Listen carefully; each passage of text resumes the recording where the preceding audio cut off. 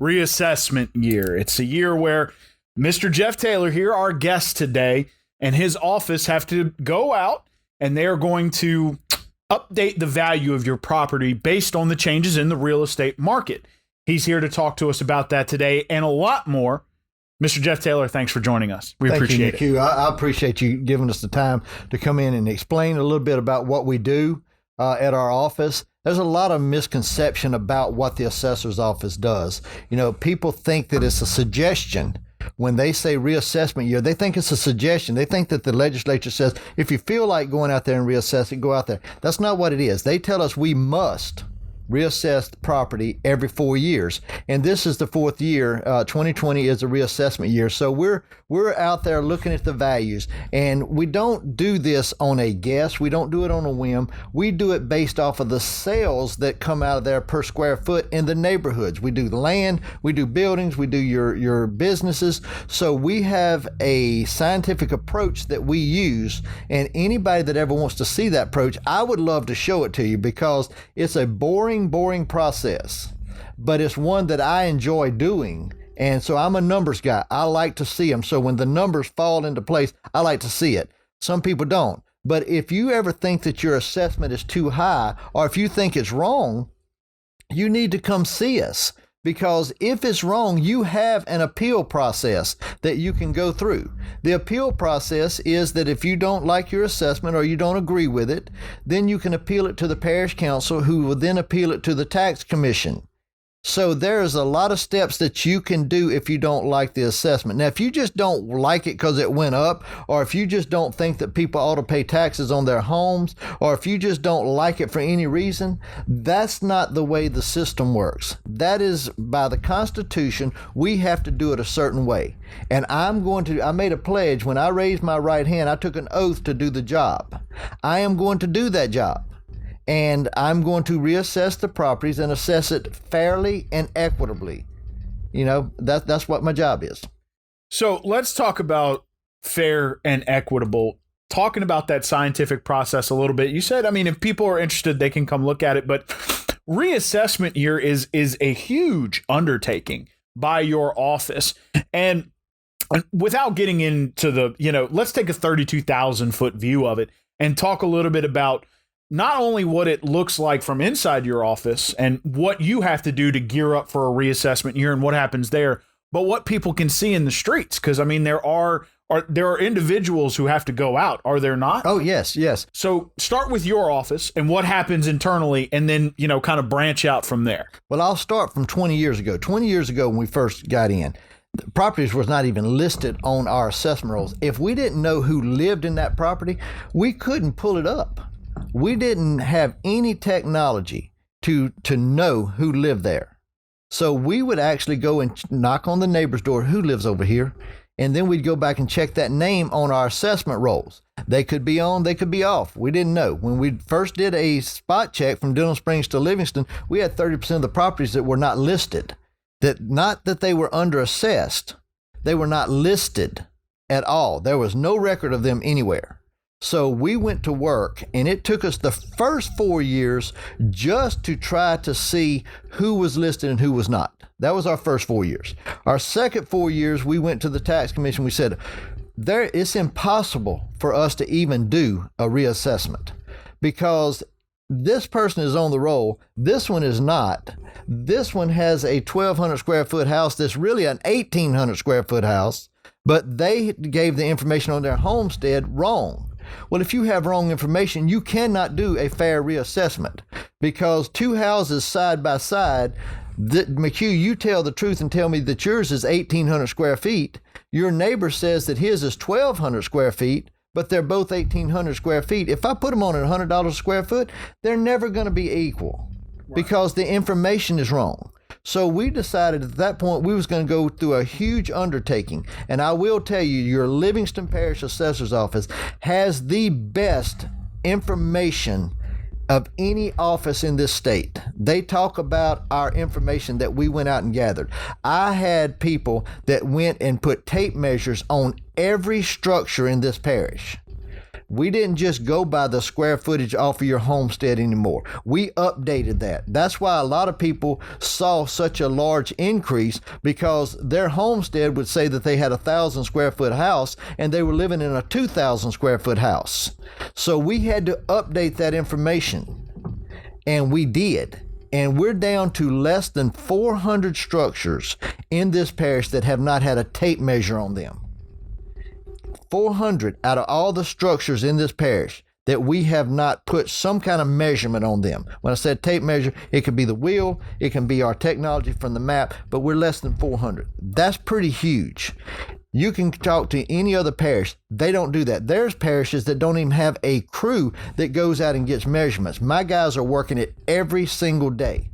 So we now know that we have assessments that are going to be fair and equitable because of the square foot measurement. Now, we still have some problems that we have to work on. The attributes of the houses. If you don't, on our system, we found out this year, if you don't check every attribute on that house, it doesn't update the value of that house. That value will stay level. Well, good thing about it is we found that now. So we know we got to check that attribute, and it's updated some of the assessment that stayed level for 5, 10, 15 years that we didn't even know, because we had a program in place that said if the assessment does not change, it lets us know. Well, the land was changing, but the value of the house was not, because we didn't have all the attributes. We have went through and checked all that.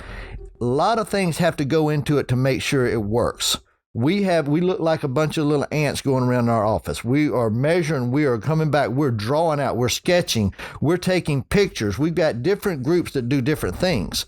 We got the ones that pull all of our information to make sure that the classification is right. Because you can have two houses side by side. One of them be classed as an A and one can be classed as a B. That's total different values. You know that. You do real estate, so you know that it comes into value. So we've had a lot of work into it. So every 4 years, that's why they did it for so long. It was every 4 years, because it took so long to do it. With the technology that we have now, I personally think that the reassessments can speed up a little bit, that you can do it more. The biggest thing that we find that people have a problem with is the big jump. 4 years. Values over 4 years, if you're going up 5% a year, that means in 4 years you got a 20% increase in your reassessment. And so people look at that and say, why such a large jump? Last year, my assessment was this. This year, my assessment is this. Yeah, but 4 years ago is when we set your assessment. So when you come through then you see that, you can see where that situation needs to be fixed.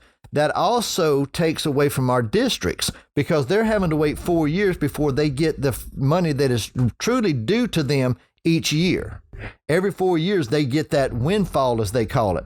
But it's not really a windfall, because it should have been given to them year 1, 2, 3, and 4. And then that way it would have been a slow process. So when you do that, you'll see that it's probably a better situation. Now that we've got our mapping and our flyovers and everything that we can do, we can see that in the permit department, we're working very closely with Denham Springs and Walker and Killian and all of the municipalities, the parish government. We're able to pull permits, so we can see if anybody adds to their home or takes off. Okay? And so then we can come in there and we can do our flyover. We do a flyover every 2 years. And they do it in the winter. The reason they do it in the winter is because there's no leaves and everything there. And so they can see the house.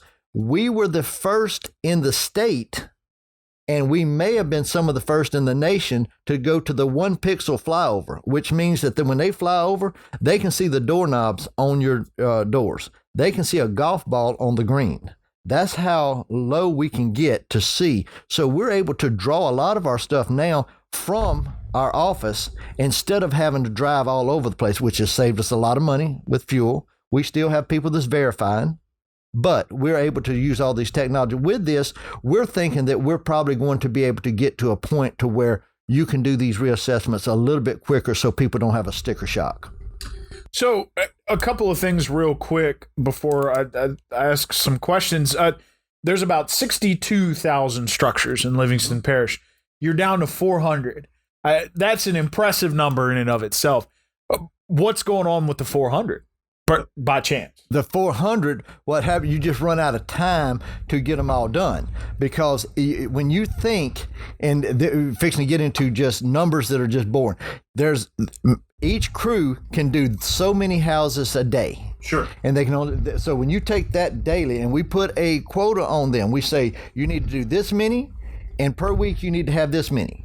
Well, when you look at those numbers and you've only got 4 crews out in the field and they can do 10 houses a day, that's 40 a week for a crew. So that's 160 a week for your whole office. And you only have a certain amount of weeks that you work because you got vacation, you got all these things that go into play. When you look at it, you're doing about 4,000 structures a year, 5,000 structures. You just said 62,000. We've been doing this for 12 to 14 years to make sure that we could catch up with it. That's the thing that people don't understand. And they say, well, what are you doing? And there's 62,000 of them. And so to do the job right, I didn't want to go in there and just halfway do it. I wanted to go in there and make sure that they were correct. And that way, when people could pull it up, real estate agents can now look at our figures. Our figures are right. They can look at many things. Individuals can call, say, look, I'm buying this house. It says it's 1,500. How many do you got? We go in there and look at it. It's 1,500. So it's took us a while. So we're down to the last little bit. Now, we didn't go out and measure mobile homes, because a mobile home, you can look at it and tell what it's going to be. It's a 12 by 80.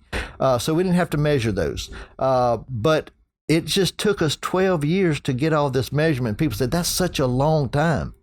Well, put your numbers to it. Sure. It's just math. So many a day, so many a week, so many a month, so many a year, 4 crews. How many does it add up to? Oh, it's going to take you about 12 years. So I told the tax commission 12 years ago, I said, this is a 12, 13-year process. But when I get through with it, I am going to be able to truly do a reassessment. And everybody will be treated fairly. Are we still going to miss some on class? Probably so. That's why we say call us. Instead of getting on social media and just doing a bash, call. It doesn't behoove us to have it wrong. We want it to be right.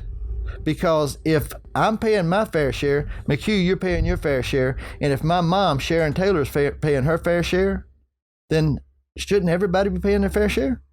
That's what makes it fair and equitable. That makes it where the districts can then set their budgets, and that makes it to where people can have their assessments correctly, and they can look at their neighbors when they're grilling and say, no, he's fair. He's fair. So, quick question about new homes and homes that have recently sold. I know that if you're going to apply, say, for a homestead, a lot of times that's where you'll get at least some of your initial information. So when you hand over a property disclosure, it's going to have that information on it when you go apply for your homestead, which is $75,000 off your assessed value, if it is your primary residence. Question, do y'all do a follow-up to that, or do y'all take those at face? No, some of them, if you can go out there and look at it and it hasn't been altered or anything like that, you can tell when you get on the property. But the situation that you have is they bring it in. We still have to sketch it. So we're still having to go to the home. We still have to take a picture of it. So while you're there, put a tape measure on it. Just do a verification. Because what we found is a lot of times people will bring in plans. That was the original plans. But then they decided that they wanted to add this, they wanted to add this, they wanted to add that. And all of a sudden the footprint's a little bit bigger. Or they add another room. They don't put this over here, they add a room. 10 by 10 is 100 square feet. If you got 100 square feet at $100 a square foot, that's $10,000 in value. Got to add that to it. So a lot of times people will tell us, I got the same house they have.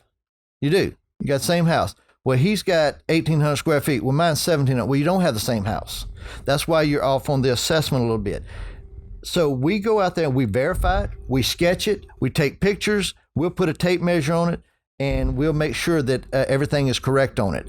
Again, it's taken us a while to do it. We have worked hard to make sure. That's why you see vehicles. We're constantly, my guys are out working all the time. And that's why truly we went to a 410 day. because 5/8 really didn't create anything better for our public nor for our workers. If you're already out in the field, if you got 5 days, you're having to come back in at the same time. So that's that drive time that you're missing. 30 minutes back in, 30 minutes out. That's an hour per crew. That's 4 hours a day that we're missing. Times 4 days, that is 16 hours that we're missing. So what we said was make it 4 10s, and they get to stay out longer, 2 hours longer, and they only have the day of driving back in. Yes, some people say, well, we'd like you to be open on Friday. It has increased our work level, and it has caused us to do better work. So we'll stay with the 4 10s because it allows people to come in before work and after work. There's a lot of people that come to our office at 5 and 5:30. So we're going to keep it the way it is. So let's talk about that for a second. When, one of the things you wanted to discuss today was if you want to, I guess you could say, challenge your assessment. Talk to us a little bit specifically, because I think people get a little, there's some people that are just going to want to argue with you. And there's some people who are just going to be mad about it because they don't want to pay taxes. And we all pay taxes. We all get a little mad about it sometimes. My late father used to, I drove him to Hammond to pay some property taxes on taxes he had there. It was about $50. He was still going to have a drink after because he hated it. But, we all have to pay him. And like you said, it's fair and equitable. But you do have a right to challenge. Tell us a little bit about that process, what it looks like on your end, and then where it can increase from there. Like kind of a specific, like what happens when you walk into the office? Okay, here's what. First off, we went to the legislature and we said, look, there needs to be a little bit of fairness with the individual also. They need to know if there's going to be a large increase. So we now have to send a letter out to anyone who has a 15% or greater increase in their assessment. Not their taxes. I have zero to do with their taxes, but their assessment is what I do. My title is Assessor. And so I do assessments. So we go in, and anything that's 15% or more, we're going to give you a letter. We're going to send it. Those letters went out about a month ago, letting you know that our books would be open August the 15th or 17th, actually, through the 31st, which is this coming Monday. Okay? So we're letting you know your assessment has increased. You need to come in and look at it. I'm the assessor. I look at mine every year. And I'm in there every day because mistakes can be made. But once we get to the point that the mistake is not made and it's correct, we're going to stand on that assessment. So when you come in, if you can bring us proof, we do not go inside your home. So we do an outside inspection, and we base it off of square footage and the prices of the houses in your area. So we come up with a square footage price, and we put that on to your square foot. If you disagree with it, or if you have things wrong inside your house, if your slab is cracked, if you have cracked walls or something, if there's some sort of flood, if the flood has come and you're still working on it, that affects your value.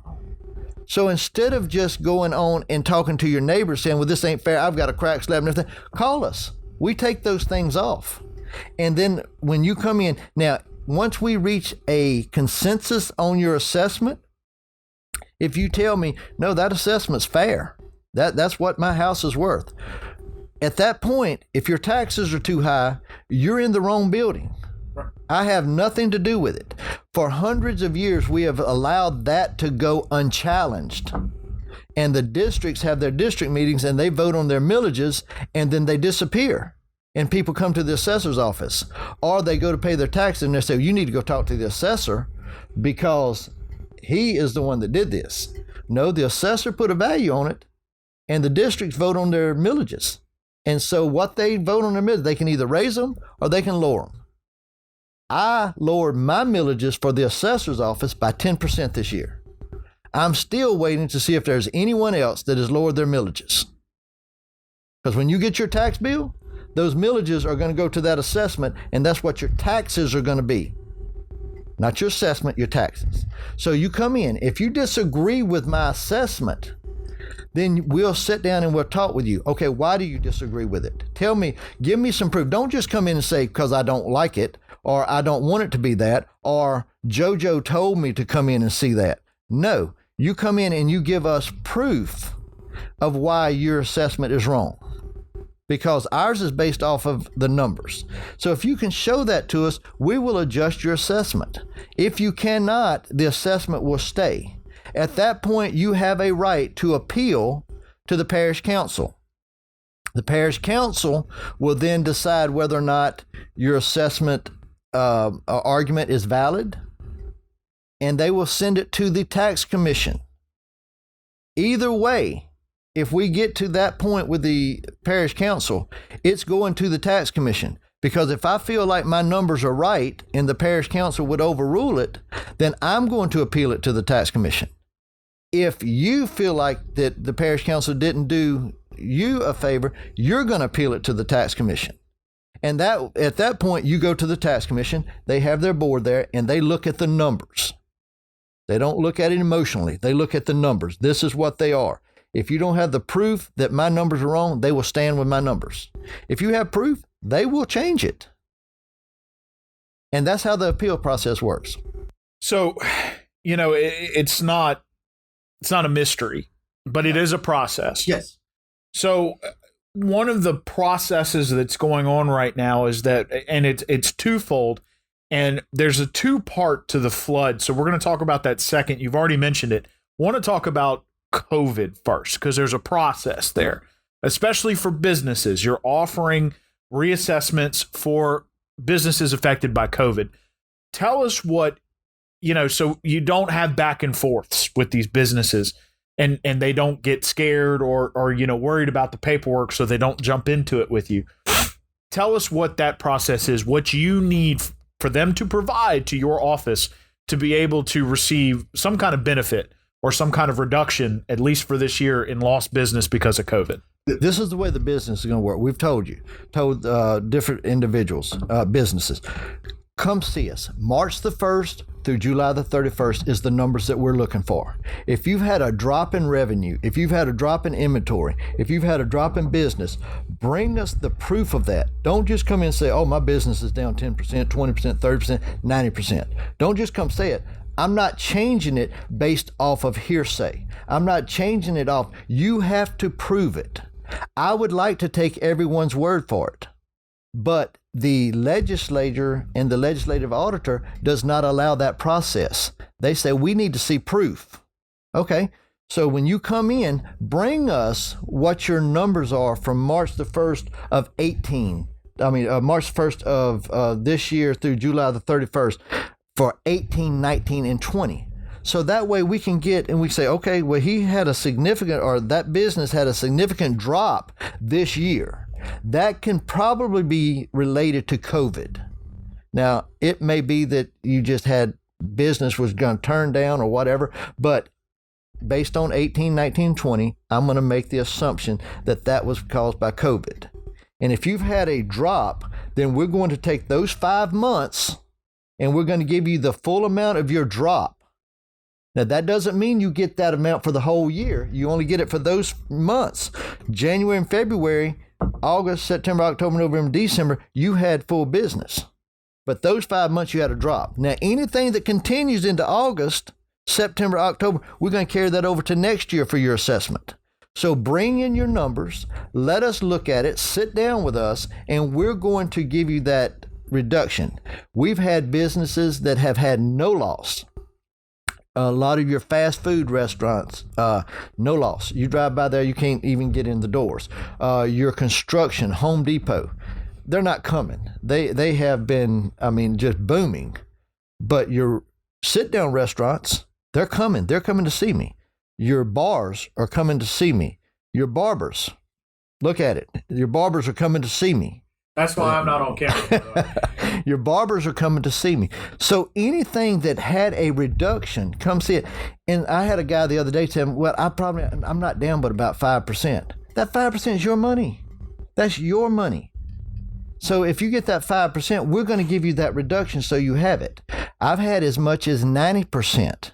Some of our hotels are down 90% during that time period. Nobody's staying at the hotels. They're down.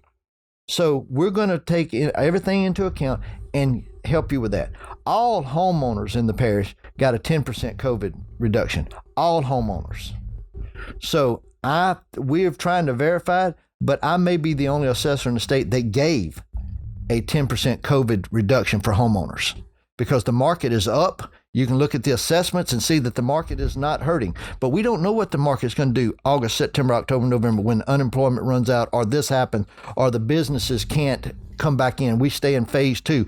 Governor kept us in phase 2 the other day. Whether you agree with it, like it, don't like it or not, let me tell you what does not happen. The assessor's office has zero to do with whether we're in phase 1, phase 2, or phase 3. That is made by people with other decisions. My job is to make sure that your assessment is correct. So if you've had a drop in business, if you've had a drop in your income through COVID, call us. Call us. My staff is there. We had people that was accusing us of not answering the phone. We never closed. We had people answering the phone the whole time through all the lockdowns and everything. Through the hurricane, we had people at our office this whole week. I was there every single day, all 4 days. So you don't have the excuse that the office wasn't open. If you don't get an answer at the office, call back because we have people answering the phones the whole time. That's how you go through that process. Bring it in. We will give you your reduction. Let's talk about another reduction. Flood. That falls off this year. So before we jump into sort of the implications of that, do want you to talk about the process. Because if there are people still repairing for the flood or from the flood, they have an option. If anyone flooded because of Laura, especially in the south part of the parish, we are a coastal parish. We deal with some storm surge. You have reports that people have flooded. They can come to you. Tell us a little bit about that process. Okay. First of all, the flood of 2016. We gave you up to an 85% reduction over those 4 years. It was 20% in 16, 25% in 17, 20 in 2018 and 19. So you had a reduction all that time. The tax commission said that had to fall off this year. It has to come off. Okay. That's not a suggestion from them. That is, it's got to come off. Right. So we had to take it off. So I said, that's fine, but we still have people trying to recover from that flood.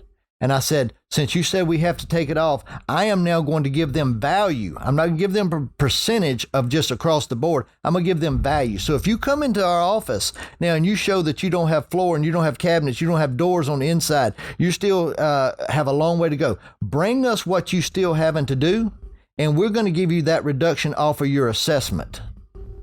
And people say, well, I don't think that I ought to be paying this on a house. I agree with you.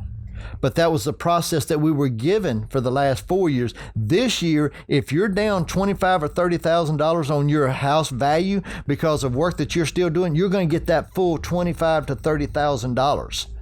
Call us. I've got billboards all over the parish showing if you're still working on the flood, call us. We want to give you the reduction. If you flooded from Laura or if you flooded from any other event, call us. We want to give you that reduction, and I'm going to give you value. I'm not going to give you a percentage across the board. I'm going to give you value. So in the lower part of our parish, like you said, we're coastal. Marpaw, French Settlement, Springfield over on the A-Meet, there's people that have flooded. Call us. We want to make sure that you get that reduction, and we're going to give it to you. Now, he discussed, what you have to provide to the office. What is going to be interesting about this year is not only was it a reassessment year, but you just discussed it. They said it's time for that to fall off. So there's going to be an increase in people's home value and therefore an increase in their tax bill. I was trying to think of a clever way to put it. There's really no clever way to put it. There's going to be some, I guess you brought it up earlier, some sticker shock. You talked about if people have a problem with it, they can call your office. But I want to ask you real quick to sort of wrap the show up here. How many taxing districts are there in Livingston Parish? Do you know off the top of your head? I don't know the exact number, but I will tell you there are over 40. There are over 40 taxing districts. And a few years ago, McHugh, the parish council tried to go into a situation to where they had a bunch of their districts meet on one night. And one of the councilmen from that group, it was a few years ago, it's not the current council group, they said, we'll never do that again because too many people showed up. It made it easy. They put them on all different nights so people can't show up to all of them. There are over 40 districts in this parish that are voting to raise their millages or lower them. We give them the adjusted amount. We say, with the money that we are going to bring into you, this is the millage that you need to charge to get the same amount you got last year. That's one thing that people don't understand, is when I do the reassessment, the districts are supposed to adjust their millages downward so they don't get any more than they got last year. But the legislature said, well, if you don't like that process, at the same meeting, you can vote to raise your millages back up to the maximum. So therefore, I've done my job and brought it down. And anybody that wants to go and look at the district meetings, they have to make a deal that says we're going to adjust our millages. We're going to go to the lowered rate. And then somebody makes a motion and say, I would like to make a motion that we raise our millages back to the deal. So they have to lower them and then raise them back. So the lowering part, I've done my job. And you shouldn't have any more money. Your tax bill should be no more than it was last year because the millages should adjust. But at the same meeting, they then vote to raise them back up to the maximum. There's when your tax bill goes up. The assessment is done, you adjust it down, and then when they vote to raise it back up, your tax bill goes up. And that's what I am going to push and push and push so people understand the process. It is simple government. It is simple civics. In studying in high school on how the taxation works. But for so long, we've been able to allow people to just say, that's the assessor. And you try to find somebody when the tax bills go out of one of the districts. They disappear. A lot of them have called me and say, stop saying that. Come stand in my office with me. When the tax bills come out and people come in there and start hollering at me about the tax bills coming out, have your district come in and stand with them and say, no, here's why your tax bill went up. Because we feel like we need this money, this money, this money, and this money. The assessor did his job, and we're going to explain to you why we need money. It's not the assessor's job to explain to you why other districts raise their millages. It's the assessor's job to assess the property fairly. And so we're going to get that message out. Want to let people know that we do have the public notice section in our paper. That is where they publish minutes of these meetings. You can see they also have to publish an announcement saying whether or not they are going to roll back or roll to the maximum, as you put it, their millages for that year. So going to be interesting to see what happens this year. Several have already put their announcements in the paper, including the parish council as well as the school board and some of these smaller taxing districts as well. As Mr. Taylor put, there are over 40. They are all over the parish, but they show up on your tax bill. Everything from drainage districts to fire districts to municipalities to library, parish-wide government.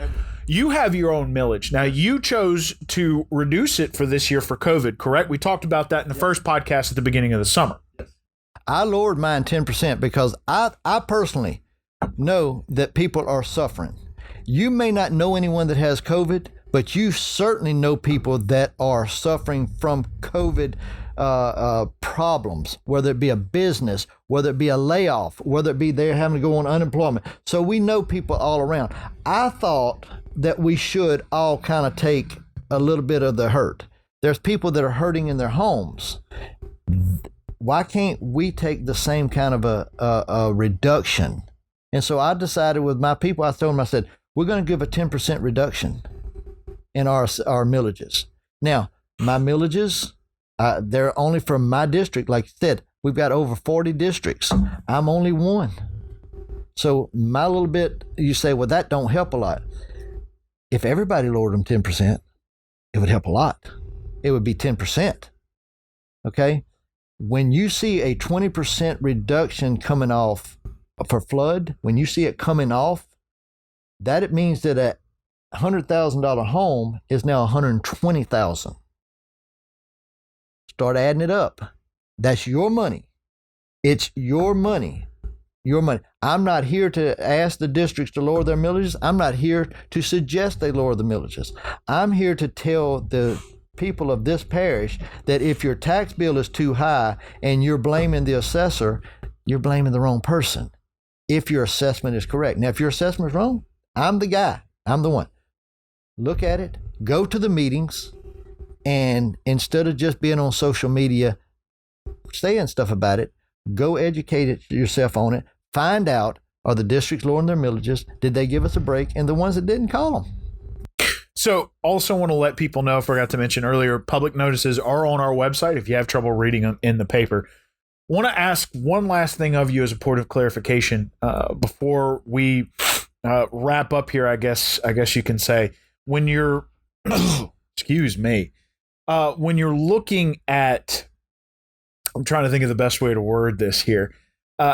When you're looking at all of these millages coming in and that sort of thing, and when you're looking at the assessment on your home, and you're talking about the books being open for the time being through Monday, one of the things that you know, because I'm sure people are going to start sitting down and kind of comparing all the numbers that we've talked about today, and all of a sudden, Monday they're going to be like, oh, can that deadline for the open book go past the 31st?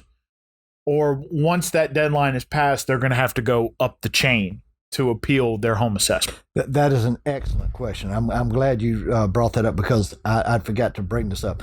I'm going to continue to work with people. The deadline set by the state is a hard line, 31st, because we have to certify our rolls. Once we close our books at 5:30 on Monday, then we have to go through the process that we got to get it over so people can go to the parish council for the meeting, and then we have to certify the roll. We have to certify it, okay? So does that mean that Tuesday morning, if you bring stuff in there to me, that I'm not going to help you? Absolutely not. I mean, that would be just ridiculous to even for somebody to think that. But a lot of people don't know. They don't know the process. I try to tell my people, you treat everybody that comes in here like you were the first day you come in. You had no idea how this office worked. When you walked in, you didn't know what a millage was. You didn't know what an assessment was. You just knew that this was the assessor's office. Over time, you was able to educate yourself. So we're going to educate the public as best we can. But Tuesday, Wednesday, Thursday, October, November, if you come in, we're going to assist you. What the difference is now we can make those changes without a change order going to the tax commission. Starting Tuesday, any changes that we make have to go to the tax commission for their approval. Okay? They have to go up there, because our roll at that point is going to be locked and it's got to be certified. You have to cut it off at some time to be able to get your tax notices out. Okay? So at that point, but we will go with you. We will sit down with you. We will do all the paperwork for you to send it to the tax commission. So if you don't get to me Monday, we're not going anywhere. We've got a beautiful building out there. We work out there. So come see us. If your business, you still feel like you need more reduction, come see us. If your home is still being repaired, come see us. If you feel like I have your assessment wrong, come see us. Here's the big one. If you know that your neighbor is not on where he's supposed to be, you can go online and look at it. The biggest surprise that I've had is people think that we're trying to pull a fast one, but I've got it all listed on the internet that you can go see it on the web. You can see what your neighbor is assessed for. You can see what you're assessed for. You can see what the brothers are assessed for, sisters, everything. You can see what everybody is assessed for. So if you see it and somebody is living in a home like yours and they're not on, call us. But before you go to ranting and raving, look at it and see if there's a chance that there's a freeze form. Because if you're over 65, your assessment is frozen. One of the things that people think, they think is frozen at the assessment from the year before. It's not. It's frozen when the year after you turn 65 and you make less than $77,000 a year. It's frozen. If I give a reduction for flood, or if I give a reduction for COVID, that only comes off after the reduction. Then it's lowered, that 10%. When that comes off, it goes back to that. So if you come in on a year that it was frozen with the reduction, you don't get that reduction.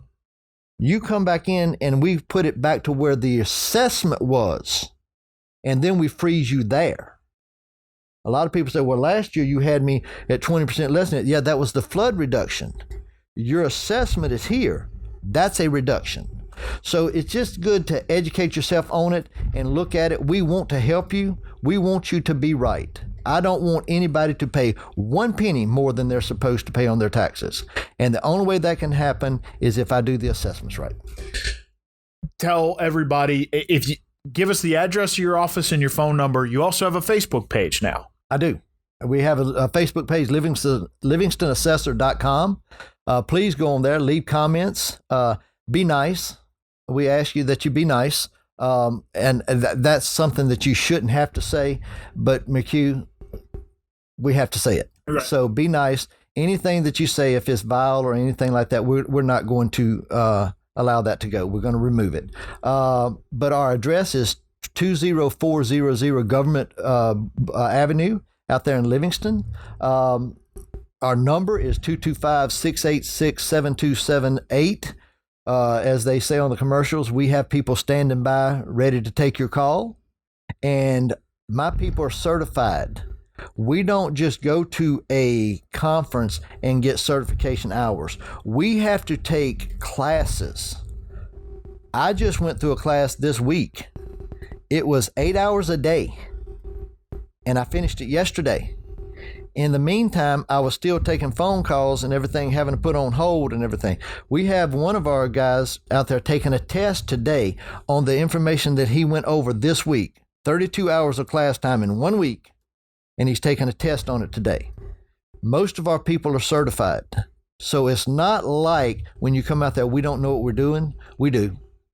And I'm very proud of my staff. I stand with them. I support them. We're doing our best to get the information out to you. It was said that we need to do more to get information out. We're sending letters. We have billboards. We're doing podcasts. We're doing everything we can to get the information. If you find out that the information didn't get to you in a timely manner, let us know. We want to get it out to you. But come see us. Call us. Now, we are kind of limiting the number of people that can come into the lobby because of COVID. So it's best that you call first, because a lot of this stuff we can take care of over the phone. If you got a homestead, we do it online now. You can go online and take care of it. We got you. But if it's something that you need to come see us, come see us. We're there. One last time, Assessor Jeff Taylor is joining us today. It's an interesting year in the assessment business, but a lot is going on. We covered it here. We also had a podcast we did in early June. So we appreciate you joining us again. Please remember that even though the books close on Monday, office is still there to help you. And of course, those of you who are going to listen to this over the weekend are going to start crunching the numbers and say, I need to call. So don't forget that even if it's Tuesday at 8 a.m., you can still call. You can still go up there. But please remember also, as you said, there are COVID mitigation efforts going on. So you may have to wait in your vehicle until it's your turn. One last time, Mr. Assessor Jeff Taylor, thank you, sir, for joining us. We appreciate it. Thank you so much for having me. Thanks for allowing us to get the information out. Absolutely. My name is McHugh David, publisher and editor of the news. Appreciate you guys joining us again for the Livingston Parish News Weekly Show. We talked assessments today. We're going to roll this out on Friday afternoon. We hope you guys have a chance to listen to it over the weekend. Lots of good information here. Want to remind folks that we are on Facebook, Twitter, LinkedIn, Instagram, and YouTube. We are once a week in print on Thursdays at $7 a month to get that in your mailbox. We're also online, www.livingstonparishnews.com. We have a podcast page for these. We have audio and video versions. We also push them out to any podcast platform you can think of. Once again, appreciate you guys joining us. Appreciate you guys educating yourself on what's going on Livingston Parish, and we will see you next time.